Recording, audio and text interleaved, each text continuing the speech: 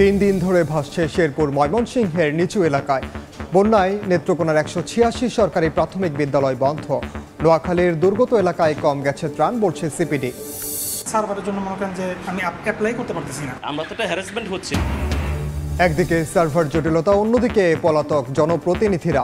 ভোগান্তির শেষ নেই জন্ম নিবন্ধনে। হয়রানি থেকে মুক্তি চান সেবা প্রত্যাশীরা। অভিযোগ মানতে নারাজ কর্তৃপক্ষ। মালিক শ্রমিক নেতা প্রশাসনের যৌথ চেষ্টায় চট্টগ্রামে স্বাভাবিক পোশাক কারখানার আন্দোলন। নিয়মিত বেতন পাচ্ছেন কর্মীরা। 6 শতাধিক কারখানায় পুরো দমে চলছে উৎপাদন।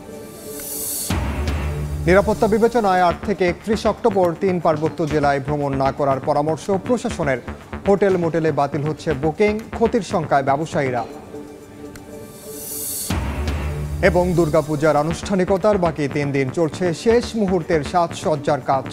মণ্ডপে মণ্ডপে উৎসবের আমেজ, বাড়ানো হয়েছে নিরাপত্তা।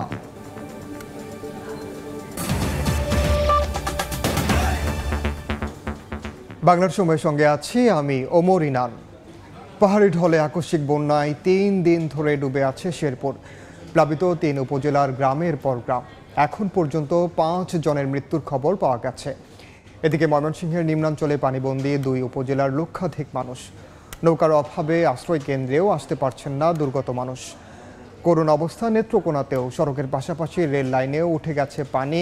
ঝুঁকিপূর্ণ অবস্থায় চলছে ট্রেন। বন্ধ ঘোষণা করা হয়েছে জেলার 186টি সরকারি প্রাথমিক বিদ্যালয়।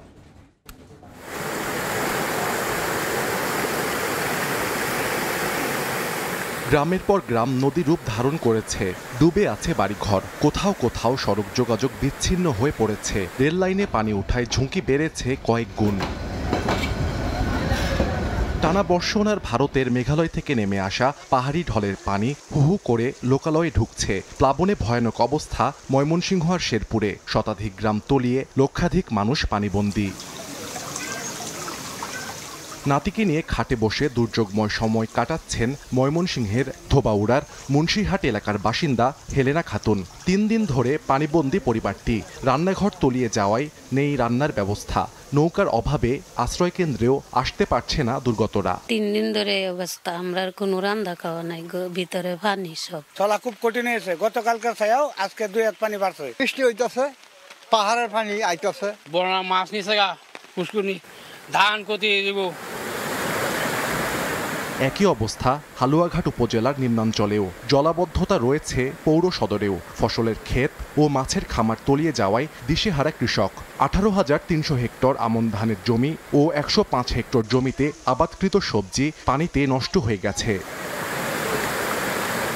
এদিকে নেত্রকোনাতে করুণ অবস্থা। কংস নদীর পানি বেড়ে বিস্তীর্ণ এলাকা প্লাবিত হয়েছে। জারিয়া ও নাটেরকোনা গ্রামের অনেকেই বাড়ি ছেড়ে নিরাপদ আশ্রয়ে ছুটছেন। ডুবে গেছে ময়মনসিংহ জারিয়া রেল লাইনের আধা কিলোমিটার অংশ। এতে আন্তনগর ট্রেন জারিয়ার অভিমুখে এসে ধীরে ধীরে পার হয়। বন্যা পরিস্থিতি অবনতি হওয়ায় জেলার 186টি সরকারি প্রাথমিক বিদ্যালয় বন্ধ ঘোষণা করা হয়েছে। এরকম পানি হয় না কোনো সময়, এটা হঠাৎ পানি হয়ে গেছে। কংস নদীর উত্তর পাশে যত পরিবার আছে সব পানির নিচে তলায় আছে। পানির কারণে বাড়িঘর ছাড়া কই যান, কোনো ঠিক ঠিকানা নাই বাবা। শেরপুরে গত 35 বছরের মতো এমন ভয়াবহ বন্যা দেখেনি স্থানীয়রা। 3 দিন ধরে ডুবে আছে 3 উপজেলার গ্রামের পর গ্রাম। এখনো কোনো ধরনের সহায়তা মেলেনি বলে অভিযোগ করছেন ভুক্তভোগীরা। পানি তো বাইসে গেছে, পানির লেগে এখন তো গরু আর করবে না, খালি কাঁপতাছে। সব মানুষ এনে থাকলাম, ওই গরু বাছুর রাখলাম। পানির যে অবস্থা দেখা যায় মনে হয় রাস্তা তো নিরাপদ না। সরকারের খাবার সাহায্য পাইছি না, নিজেরা ভাবসাব করা চাইতেছি। টানা 3 দিনের ভারী বর্ষণে জামালপুর শহর রক্ষা বাঁধে ভাঙন দেখা দিয়েছে। ঝুঁকিতে মহাসড়ক সহ 2 শতাধিক বাড়িঘর। সাহাল আব্দুল্লাহ আলভি, সময় সংবাদ। দেশের রাজনৈতিক পট পরিবর্তনের পর বেশিরভাগ জনপ্রতিনিধি আত্মগোপনে থাকায় অনেকটা স্থবির হয়ে পড়েছে সিটি কর্পোরেশন, পৌরসভা ও ইউনিয়ন পরিষদের নাগরিক সেবা কার্যক্রম। এতে ভোগান্তির যেন শেষ নেই জন্ম নিবন্ধনে। দুর্ভোগ বাড়াচ্ছে সার্ভার জটিলতাও। ছাত্র জনতার গণ অভ্যুত্থানে আওয়ামী লীগ সরকারের পতনের পর বেশিরভাগ জনপ্রতিনিধি আত্মগোপনে রয়েছেন, যার প্রভাব পড়েছে সিটি কর্পোরেশন থেকে শুরু করে ইউনিয়ন পরিষদের নাগরিক সেবায়। অনেকটা স্থবির হয়ে পড়েছে অন্যতম সেবা খাত জন্ম নিবন্ধন।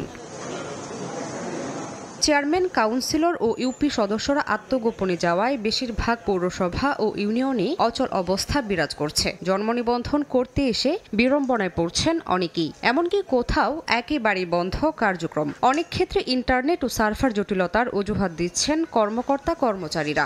SMS আসছে বুধবারে, আমি আসছি আজকে রবিবারে, তাও বলতেছে যে আমাদের কাগজ আসেনি। যে জায়গায় আগে পাইতাম 5 দিন, এখন 1 মাস লেগে যায়। জন্ম নিবন্ধনের একটা ইউজার আইডি ব্যবহার করা হয় সচিবের নামে আর একটা চেয়ারম্যানের নামে। এখন চেয়ারম্যান সাহেব অফিসেও আসছেন না, আবার ওনার মোবাইলটা অনেক সময় বন্ধ থাকছে।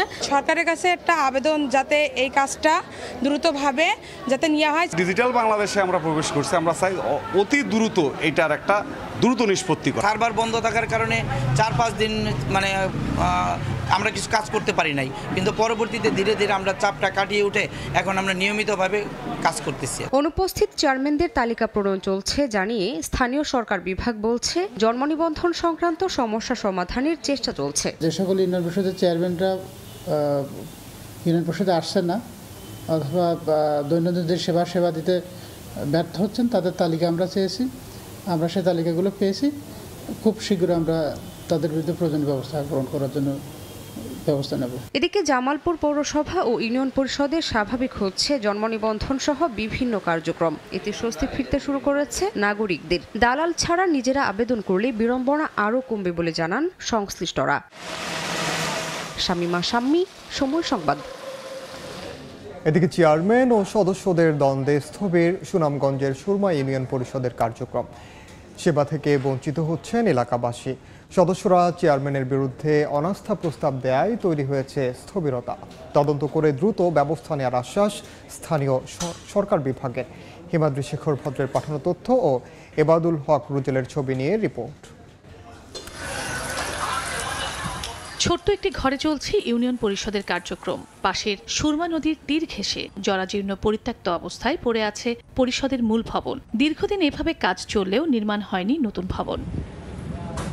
সুনামগঞ্জ সদর উপজেলার সুরমা ইউনিয়ন পরিষদের চেয়ারম্যান ও সদস্যদের মধ্যে দ্বন্দ্ব চলছে দীর্ঘদিন ধরে। সম্প্রতি চেয়ারম্যান আমির হোসেন রেজার বিরুদ্ধে দুর্নীতি ও অনিয়মের অভিযোগ এনে স্থানীয় সরকার বিভাগের কাছে অনাস্থা প্রস্তাব দিয়েছেন সদস্যরা। উনি আওয়ামী লীগ সরকারের ক্ষমতা দাপট খাটিয়ে আমাদেরকে বিভিন্ন সময় জোরপূর্বকভাবে আমাদের কাছ থেকে সরকার প্রকল্প দস্তখত নিয়ে উনি টাকা পয়সা আত্মসাৎ করছে। এই ভবন নির্মাণ করার কথা উনি এককভাবে এটা নির্মাণ না কইরা পায়তারা কইরা ইনি ব্যক্তিগত বাড়ির মাঝে নিয়ে অফিস চালাইতেছে এবং আমাদের দ্বারা রেজুলেশন করাইতেছে না।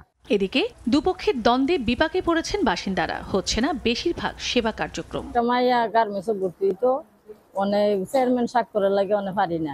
আমরা অনেক হইতেছে, আমরা কোনো কিছু ইউনিয়নের ভিতরে কোনো কিছু একটা কাজকর্ম পাই না, উন্নয়ন পাই না। তবে অভিযোগ অস্বীকার করে নিজেকে নির্দোষ দাবি অভিযুক্ত চেয়ারম্যানের, আর তদন্ত করে ব্যবস্থা নেওয়ার আশ্বাস জেলা প্রশাসনের। আমি কিসের অনিয়মিত অভিযোগ কি আছে আর কিসের অনিয়মিত? অফিসের সকালে বিকালে এই অফিস করি, মানুষ হয়, মানুষের সেবা দেই, আর তো কিছু না।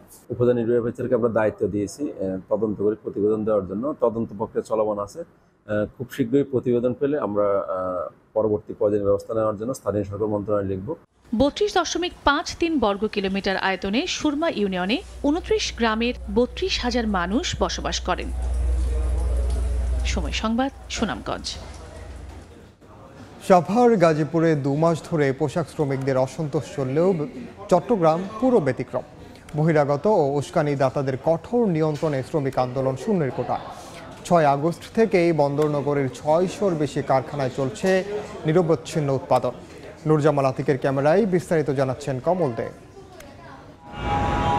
শুনতে অবাক লাগলো, সত্যি 5 আগস্ট হাসিনা সরকারের পতনের পর দিনেই চট্টগ্রামের সবগুলো গার্মেন্টস কারখানা খুলে দেওয়া হয়। প্রথম দিন হিসেবে 6 আগস্ট শ্রমিক উপস্থিতির হার 80% হলো। 7 আগস্ট শতভাগ শ্রমিক উপস্থিতি নিয়ে উৎপাদনে যায় কারখানাগুলো। এরপর থেকে কোনো রকম সংকট ছাড়াই চলছে তৈরি পোশাক উৎপাদন। বেতন ভাতা নিয়মিত পরিশোধ হয়, শ্রমিকেরাও স্বাচ্ছন্দ্যে কর্মস্থলে আসছেন। চট্টগ্রামের গার্মেন্টস যেহেতু শ্রমিক বান্ধব পরিবেশে, সুতরাং সবাই হ্যাপিলি কাজ করতেছে। এখানে অনেক সুন্দর কাজের পরিবেশ, তার জন্য হচ্ছে না আন্দোলন। তবে সাভার, আশুলিয়া, গাজীপুরে শ্রমিক অসন্তোষ মাথায় রেখে চট্টগ্রামের নিরাপত্তা সাজিয়ে নিয়েছে শিল্প পুলিশ। বিশেষ করে গোয়েন্দা তথ্যের মাধ্যমে ঠেকানো হয়েছে সব ধরনের গুজব এবং উস্কানিমূলক তৎপরতা। শ্রমিক অধ্যুষিত এলাকা হিসেবে পরিচিত 1602 নম্বর গেট, বাইজিৎ শেরশাহ এবং অক্সিজেন এলাকাও নিরাপত্তা জোরদার করা হয়েছে। শ্রমিক এবং মালিকের মধ্যে একটা সেতু বন্ধন তৈরি করতে পারি আমরা, এবং তার সাথে সাথে যত ধরনের নিরাপত্তা ব্যবস্থা নেওয়া দরকার সকল ধরনের সার্বিক নিরাপত্তা আমরা নিয়েছি। বিজিএমই এর দাবি, নাশকতা ঠেকাতে চট্টগ্রামের গার্মেন্টস মালিকেরা যেমন প্রশাসনের সহযোগিতা পেয়েছেন, তেমনি নিজেরাও কারখানায় উপস্থিত থেকে পরিস্থিতি নিয়ন্ত্রণ করছেন। আর শ্রমিক নেতারাও চেষ্টা চালিয়ে যাচ্ছেন স্থিতিশীল পরিবেশ বজায় রাখার। যারা দুষ্কৃতিকারী তাদেরকে আমরা শনাক্ত করেছি, আমাদের সাথে শ্রমিক লিডাররাও একসাথে এবং শ্রমিক ভাইরা একসাথে, ওদের সাথে সবাই মিলে আমরা এটা প্রতিহত করছি। যারা গার্মেন্টসে যারা কাজ করে তারা হলে তাদেরকে আমরা ডাকার পরে কথা বলি এবং মত বিনিময় করি। প্রয়োজনে আমরা বিজিএমইকে ডাকলেও তারা সাড়া দেয়। চট্টগ্রামে 456টি গার্মেন্টস কারখানায় 11 লাখের বেশি শ্রমিক কর্মরত রয়েছেন। এছাড়া চট্টগ্রাম ইপিজেড, কোরিয়ান এবং কর্ণফুলী ইপিজেডে গার্মেন্টস কারখানা রয়েছে 150টি, যেখানে শ্রমিকের সংখ্যা প্রায় 2 লাখ। কমল দে, সময় সংবাদ, চট্টগ্রাম। নিরাপত্তা বিবেচনায় 8 থেকে 31 অক্টোবর পর্যন্ত 3 পার্বত্য জেলায় ভ্রমণ না করার আহ্বান জানিয়েছে জেলা প্রশাসন। রাঙামাটি জেলা প্রশাসক জানান, সার্বিক পরিস্থিতি ও পর্যটকদের নিরাপত্তার কথা বিবেচনায় এমন আহ্বান জানানো হয়েছে। বলেন, আশা করা যাচ্ছে এই সময়ের মধ্যে এলাকার পরিস্থিতি স্বাভাবিক হয়ে আসবে। এদিকে এমন পরিস্থিতিতে দুর্গাপূজার ছুটিতে ভ্রমণ পিপাসুদের হোটেল মোটেলের বুকিং বাতিল হওয়ায় ক্ষতির মুখে পর্যটন ব্যবসায়ীরা। এর আগে আইন শৃঙ্খলা পরিস্থিতি বিবেচনায় গত 4 অক্টোবর থেকে অনির্দিষ্টকালের জন্য সাজেকে পর্যটক ভ্রমণে নিরুৎসাহিত করে জেলা প্রশাসন।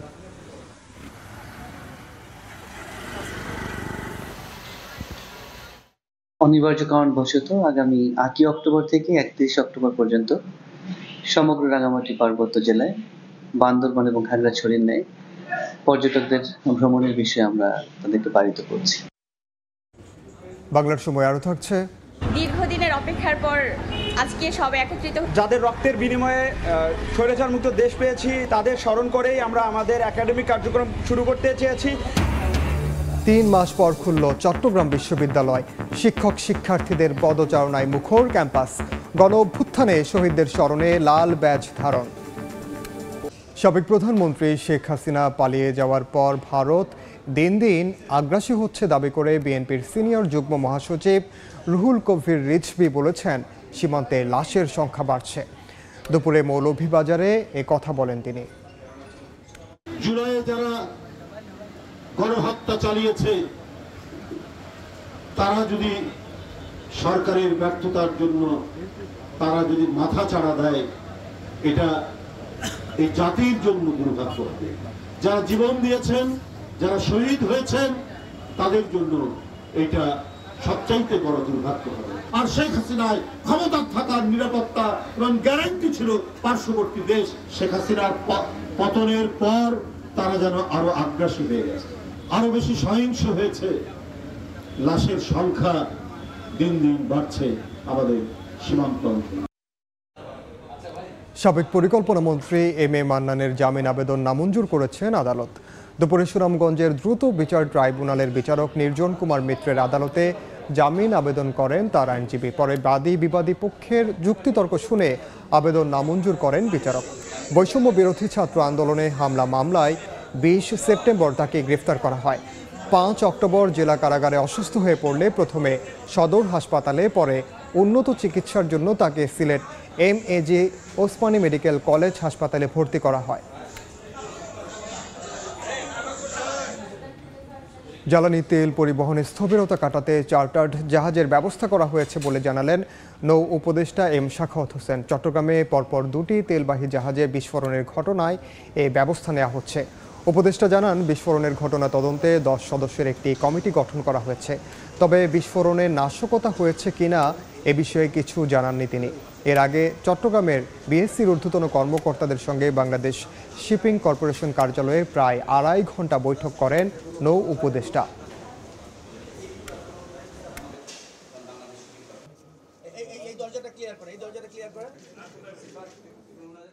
10 জনের একটা কমিটি তৈরি হয়েছে, এখানে ওনারা আসবেন, এখান থেকে ইনকোয়ারি শুরু হবে, দরকার হলে তারা অন দ্য স্পট যাবেন, গাছগুলো দেখবেন যে বিষয়টা কি, কোনো এই ধরনের যেগুলো মানুষ সন্দেহ করছে সেই ধরনের কোনো কিছু আছে কিনা। কোনো অনুমান ভিত্তিক কোনো কথা বলতে চাই না।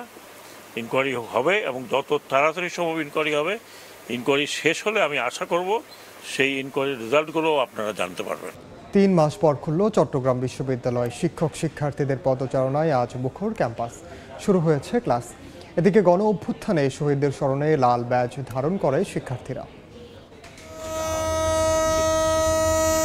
খুব সকালেই বিশ্ববিদ্যালয় স্টেশনে এসে ভিড়ল শাটল ট্রেন। নেমে আসে শত শত শিক্ষার্থী। মুহূর্তেই ভিড় জমে যায় 0 পয়েন্টে।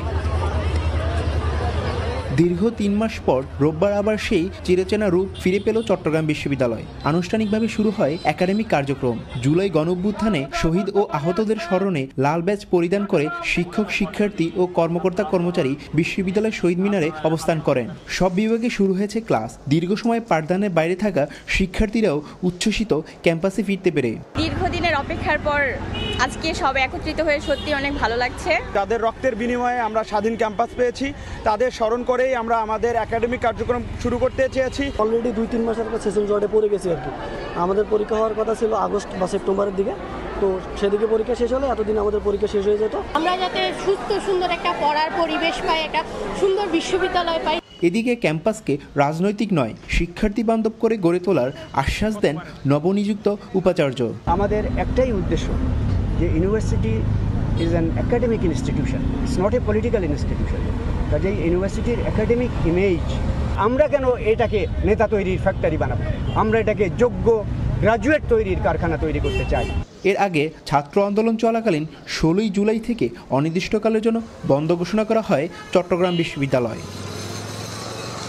তারিফ রহমান, সময় সংবাদ, চট্টগ্রাম বিশ্ববিদ্যালয়।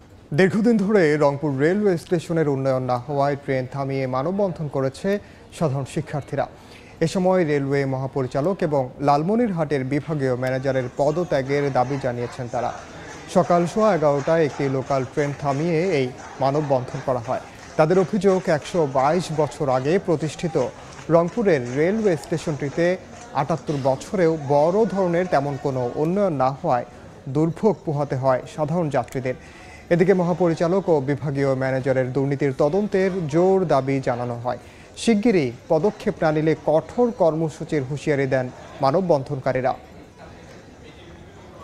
চট্টগ্রামে নির্ধারিত দামের বেশিতে বিক্রি হচ্ছিল ডিম। এ সময় প্রথমে ক্রেতা সেজে বাজারে যান ভোক্তা অধিদপ্তরের কর্মকর্তারা। পরে ভ্রাম্যমাণ আদালত বসিয়ে জরিমানা করা হয় আড়তের 3 ব্যবসায়ীকে। ডিমের দামের লাগাম টানতে এ সময় সিন্ডিকেট ভাঙার দাবি জানান ক্রেতারা। আশরাফুল আলম মামুনের ক্যামেরায় শফিকুল আলমের রিপোর্ট। অভিযানের আগেই ক্রেতা সেজে বাজারে ভোক্তা অধিকারের প্রতিনিধি। তখন প্রতিটি ডিম 15 টাকা চাওয়া হয়। এরপর অধিদপ্তর অভিযানে গেলে 1.5 টাকা কম চান বিক্রেতা। বেশি দাম মূল্য তালিকা না থাকা সহ নানা অনিয়ম ও প্রতারণার অভিযোগে রোববার দুপুরে চট্টগ্রাম নগরীর রিয়াজউদ্দিন বাজারে বেশ কয়েকটি ডিমের আড়তে অভিযান চালায় সংস্থাটি। এ সময় মূল্য তালিকায় প্রতি ডজন 165 টাকা লেখা থাকলেও 170 থেকে 75 টাকায় বিক্রির প্রমাণ পাওয়া যায়। 38,000 টাকা জরিমানা করা হয় 3 আড়তকে। মূল্য তালিকা আছে 165 করে, কিন্তু বাস্তবে দাম চেয়েছে 170 করে।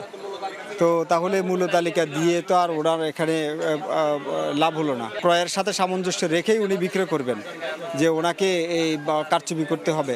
তো আমরা ওনাদেরকে সতর্ক করেছি। তবে দামের হেরফের নিয়ে নানা যুক্তি বিক্রেতাদের। আর সমিতির নেতারা বলছেন, বেঁধে দেয়া বাজারের নিয়ম মানতে বারবার সতর্ক করা হচ্ছে ব্যবসায়ীদের। তালিকা লেখে নেই, আবার হালি আপনার একটা জিনিস বুঝতে হবে, এক সব নিলে যে দাম, আপনি 1 ডজনকে 1 হালিকে দাম বিক্রি করতে হবে। কিছু অসাধু দোকানদার আছে, এরা মানে ওই 2 টাকা 1 টাকা এদিক সেদিক করার জন্য মূল্য তালিকাটা গিয়ে করে না, ফেস করে না। পণ্যের দামের ঊর্ধ্বগতির লাগাম টেনে ধরার পাশাপাশি সিন্ডিকেট ভাঙতে সরকারকে জোরালো পদক্ষেপ নেয়ার দাবি ভোক্তাদের। সরকার নিয়মিত যদি প্রশাসন দেয়া নিয়মিত মানে বাজারতে ট্রাই করতো, তাহলে হয়তো বা নিয়ন্ত্রণে আসা সম্ভব হতো। সিন্ডিকেটের কারণে ডিমগুলো বাড়তেছে। সিন্ডিকেট যদি ভাঙি যায় তাহলে ডিম সাধারণ আগের মতোই নর্মাল হয়ে যাবে ডিম। অভিযানে আরও কয়েকটি ডিমের দোকানে অনিয়ম পেলেও তাদের জরিমানা না করে সতর্ক করেন ভোক্তা অধিকারের কর্মকর্তারা। শফিকুল আলম, সময় সংবাদ, চট্টগ্রাম। সঠিকভাবে মাংস সংরক্ষণ ও পরিষ্কার করার পদ্ধতি ঠিক না হওয়া সহ নানা অনিয়মের অভিযোগে সিলেট একটি ব্যবসা প্রতিষ্ঠানকে 30,000 টাকা জরিমানা করেছে ভোক্তা অধিকার সংরক্ষণ অধিদপ্তর। দুপুরে সিলেটের সুলতানস ডাইনের জিন্দাবাজার শাখায় অভিযান চালানো হয়। এ সময় ভোক্তা অধিকার ছাড়াও নিরাপদ খাদ্য কর্তৃপক্ষের কর্মকর্তারাও উপস্থিত ছিলেন। তারা জানান, সুলতানস ডাইন যেখানে মাংস সংরক্ষণ করে সে স্থানে জেনারেটর না থাকায় সঠিকভাবে মাংস সংরক্ষিত হয় না। এছাড়া মাংস পরিষ্কারের পদ্ধতিও সঠিক নয়। এসব কারণে জরিমানা সহ আগামী 5 দিনের মধ্যে মাংস কেনার রসিদ সহ অন্যান্য কাগজপত্র ঠিকঠাক করারও নির্দেশনা দেওয়া হয়। ফুটওভার ব্রিজ থাকলেও হেঁটেই সড়ক পার হচ্ছেন পথচারী। সরু সড়কে 6 কোটি টাকার বেশি ব্যয়ের এমন প্রকল্প লুটপাটের জন্যই নেওয়া হয় বলে অভিযোগ নগরবাসী। আর জনসচেতনতা বাড়াতে কাজ করার আশ্বাস সিলেট সিটি কর্পোরেশন ও ট্রাফিক বিভাগের। দিগেন সিংহের ছবিতে জয়ন্ত কুমার দাসের রিপোর্ট।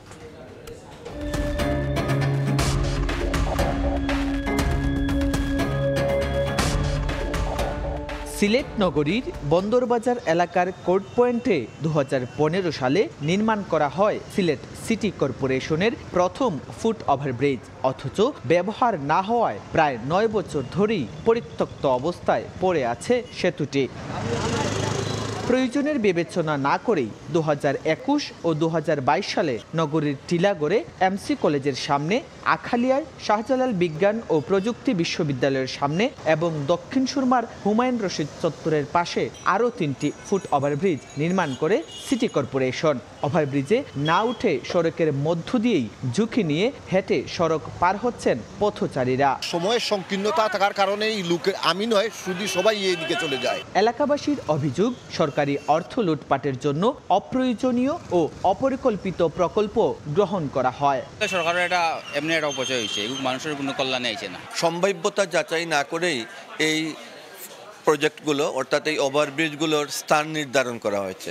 ফুট ওভারব্রিজ ব্যবহারে মানুষকে আগ্রহী করতে ব্যবস্থা নেয়ার আশ্বাস সিটি কর্পোরেশনের। আর জনসচেতনতা বাড়াতে কাজ করার কথা জানায় ট্রাফিক বিভাগ। মানুষ যাতে ফুট ওভারব্রিজ ব্যবহার করতে পারে সেই জন্য ফুট ওভারব্রিজের পাশাপাশি জেব্রা ক্রসিংও দিতে হবে। আমরা পুলিশ কমিশনারকে একটা চিঠি দিব তাদের ট্রাফিক ডিপার্টমেন্ট থেকে, যাতে বিভিন্ন সময় ওনারা মাইকিং করে জনসাধারণকে যাতে জনসচেতনতা সৃষ্টি করে। সিটি কর্পোরেশনের তথ্য মতে সিলেট নগরে 4টি ফুট ওভারব্রিজ নির্মাণে ব্যয় হয় 6.5 কোটি টাকা। সিলেট সিটি কর্পোরেশন এবং সিলেট মেট্রোপলিটন ট্রাফিক বিভাগ বলছে এগুলো ব্যবহারে জনসচেতনতা বৃদ্ধিতে কাজ করবেন তারা।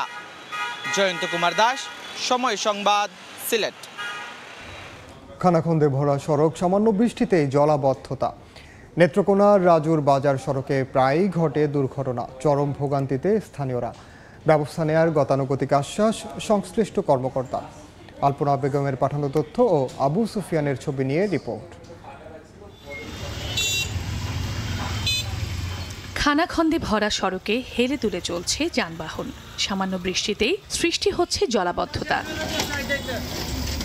নেত্রকোনা মোহনগঞ্জ আঞ্চলিক মহাসড়কের বারহাট্টা রোড রাজুর বাজার সড়ক পৌরসভার সবচেয়ে গুরুত্বপূর্ণ অংশ। দীর্ঘদিন সংস্কার না করায় বর্তমানে সড়কটির বেহাল দশা। একদিকে খানাখন্দে ভোগান্তি পোহাচ্ছেন পৌরবাসী, অন্যদিকে সামান্য বৃষ্টিতে জলাবদ্ধতা সৃষ্টি হয়ে পরিণত হচ্ছে মরণ ফাঁদে। এতে প্রায়ই ঘটছে দুর্ঘটনা, নষ্ট হচ্ছে যানবাহনের যন্ত্রাংশ। আজকে 3 বছর ধরে, আগে একটু কম ভাঙ্গা আছি, 7-8 মাস ধরে একবারে বিশাল ভাঙ্গা, গাড়ি চালাইতে যায় উল্টে পড়ে যায়। গত 6 মাস আগে তাদের টেন্ডার আহ্বান করা হয়েছিল, কিন্তু অজানা কারণে আজ অব্দি তারা এটার কাজ করতেই পারেনি। চলতি বছরের 22 ফেব্রুয়ারি সড়কটি সংস্কারে বরাদ্দ পায় নেত্রকোনা পৌরসভা। কার্যাদেশ অনুযায়ী সড়কটির 930 মিটার অংশ আরসিসি করার কথা। তারপরও শুরু হয়নি সংস্কার কাজ। গত 5 আগস্টে সরকার পতন হলে নানা অভিযোগে 11 সেপ্টেম্বর গ্রেফতার হন মেয়র। তবে সংস্কার না করা নিয়ে নানা অজুহাত পৌরসভা কর্তৃপক্ষের। শিগগিরই ব্যবস্থা নেওয়ার গতানুগতিক আশ্বাস সংশ্লিষ্ট কর্মকর্তার। শারদীয় দুর্গা উৎসব উপলক্ষে রাস্তার কাজটা বন্ধ রেখে স্ক্যারিফাইং করে গোটা রাস্তাটা রোলিং করে আপাতত চলার মতো ব্যবস্থা করে দেওয়া। কাজ করতে যেহেতু একটু লেন্দি বিষয় সিচুয়েশন হচ্ছে না, কয়দিন আবার বৃষ্টি ছিল, কাজটা আমরা একটু ব্যাহত হয়েছি, তবে এটা ইনশাল্লাহ আশাবাদী কাজটা তাড়াতাড়ি হবে। নেত্রকোনা পৌরসভার তথ্য মতে পৌর এলাকার সড়ক সংস্কারে ফেব্রুয়ারিতে মোট বরাদ্দ হয় প্রায় 3,86,23,000 টাকা। সময় সংবাদ, নেত্রকোনা। সাবেক রাষ্ট্রপতি অধ্যাপক ডাক্তার AQM বদরুদ্দোজা চৌধুরীর মরদেহ মুন্সিগঞ্জে নিজ গ্রামে দাফন সম্পন্ন হয়েছে। প্রিয় নেতাকে শেষ বিদায় জানাতে সকাল থেকেই দূর দূরান্ত থেকে আসতে থাকেন সাধারণ মানুষ। ফুল দিয়ে শ্রদ্ধা জানান নেতাকর্মী সমর্থকরা। সকাল 10:30টার দিকে শ্রীনগর স্টেডিয়ামে তৃতীয় জানাজা হয়। পরে তার মরদেহ নেওয়া হয় তার বাড়ি মজিদপুর দয়হাটায়। বাদ জোহর চতুর্থ জানাজা শেষে গ্রামের বাড়িতে তাকে দাফন করা হয়। শুক্রবার রাতে মারা যান সাবেক রাষ্ট্রপতি ডাক্তার AQM বদরুদ্দোজা চৌধুরী।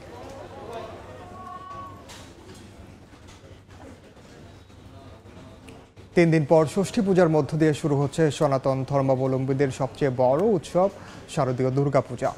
এ উপলক্ষে সিলেটের মণ্ডপে মণ্ডপে সাজ রব চলছে শেষ মুহূর্তের সাজসজ্জার কাজ। উৎসবকে ঘিরে সব ধরনের প্রস্তুতি নেওয়ার কথা জানিয়েছে প্রশাসন। নওশাদ আহমদ চৌধুরীর ছবিতে অপু বণিকের রিপোর্ট। শরতের শেষে দরজায় কড়া নাড়ছে শারদীয় দুর্গাপূজা। 3 দিন পর শুরু হচ্ছে সনাতন ধর্মাবলম্বীদের সবচেয়ে বড় এই উৎসব।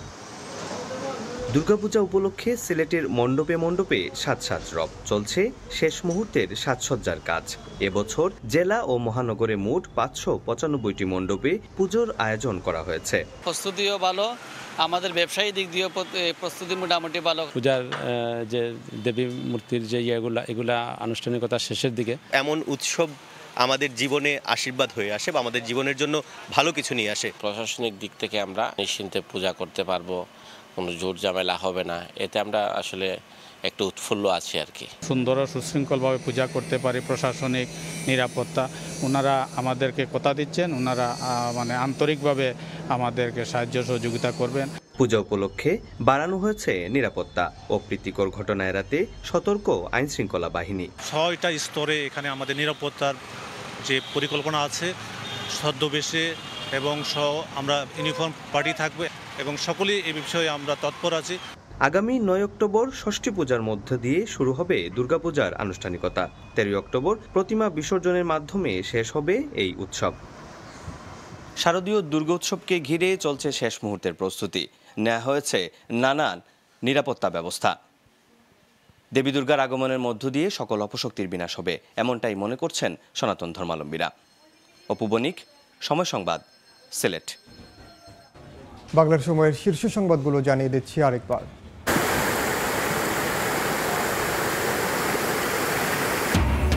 3 দিন ধরে ভাসছে শেরপুর ময়মনসিংহের নিচু এলাকা। বন্যায় নেত্রকোনার 186 সরকারি প্রাথমিক বিদ্যালয় বন্ধ। নোয়াখালীর দুর্গত এলাকায় কম গেছে ত্রাণ, বলছে সিপিডি। সার্ভারের জন্য মনে করেন যে আমি অ্যাপ্লাই করতে পারতেছি না, আমরা তো হ্যারাসমেন্ট হচ্ছে। একদিকে সার্ভার জটিলতা, অন্যদিকে পলাতক জনপ্রতিনিধিরা। ভোগান্তির শেষ নেই জন্ম নিবন্ধনে। হয়রানি থেকে মুক্তি চান সেবা প্রত্যাশীরা, অভিযোগ মানতে নারাজ কর্তৃপক্ষ। এবং মালিক শ্রমিক নেতা প্রশাসনের যৌথ চেষ্টায় চট্টগ্রামে স্বাভাবিক পোশাক কারখানার আন্দোলন। নিয়মিত বেতন পাচ্ছেন কর্মীরা। 6 শতাধিক কারখানায় পুরো দমে চলছে উৎপাদন। এই ছিল বাংলার সময়ের সঙ্গে থাকুন সময়ের।